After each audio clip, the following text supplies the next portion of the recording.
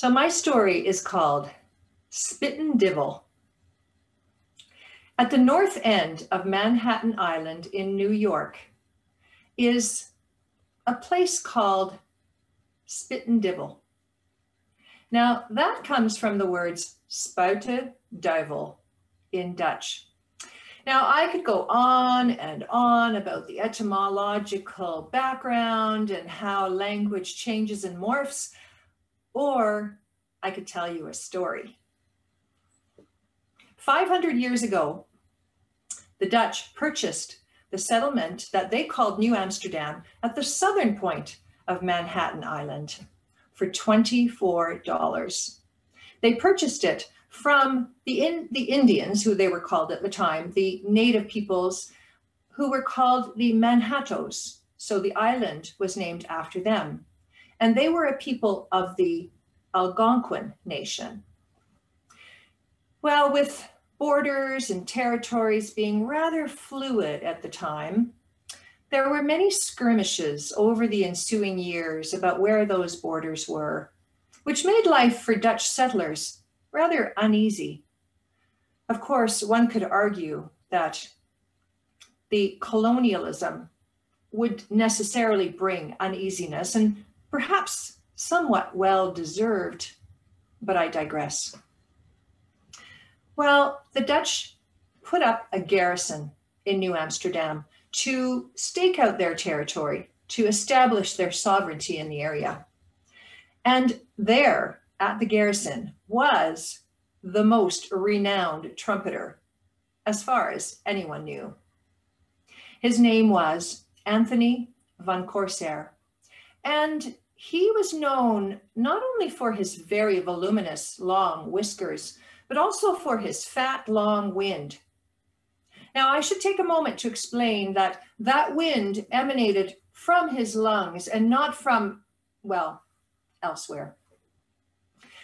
Now, he was very well known because, well, it was the governor himself, Wilhelmus Kieft was his name. And he, in fact, said that when Anthony van Corsair blew his trumpet, well, any enemy that might have been anywhere nearby would have lost their hearing for a very long time. He said that, in fact, the trumpeter was really the only garrison they needed on the whole Manhattan Island. It was the Director General of the settlement of New Amsterdam who also recognized the prowess of Anthony on his trumpet and made him his esquire.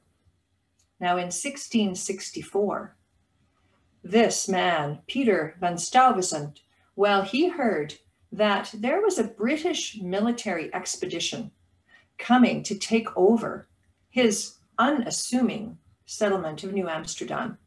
Immediately, he called for Anthony van Corsair to take his trumpet and ride out to all the villages along the Hudson River and make the call to war, the call to arms with his trumpet. Anthony van Corsair immediately came to the beck and call of his master, and he set off on his horse with his trumpet hanging on one side of his saddle and a stone bottle on the other, for, truth be told, Anthony van Corsair was as well a performer on the bottle as he was on the trumpet.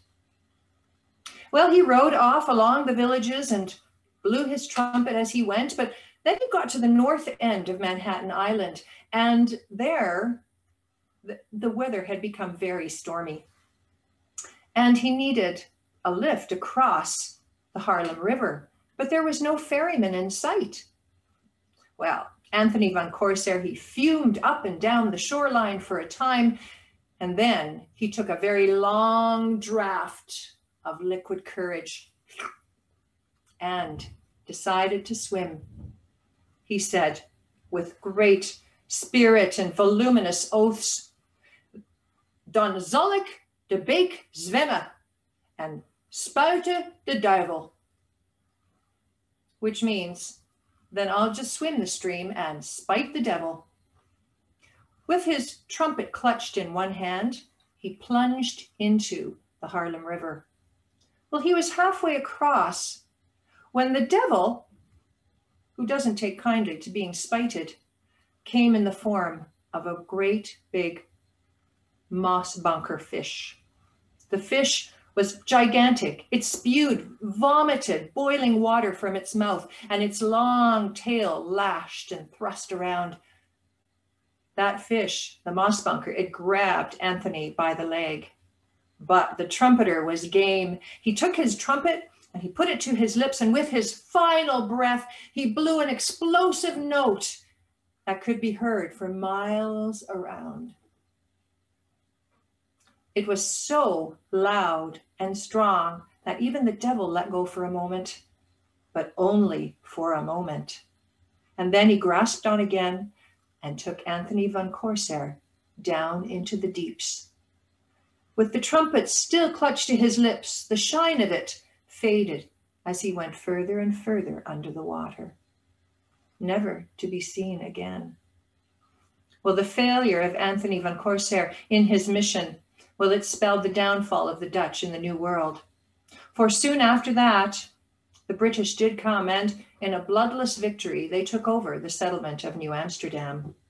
And soon after that, well, the flag flaunted over the ramparts of that St. George's Cross, in the exact place where Anthony had so often saluted the setting sun.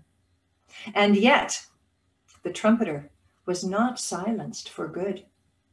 For even to this day, the dwellers of the tenements in that area, they can still hear on a stormy night the long, mournful note from that trumpet sounding out over the rushing water of what has been renamed Spuyten Duyvil, or Spuyten Duyvil Creek.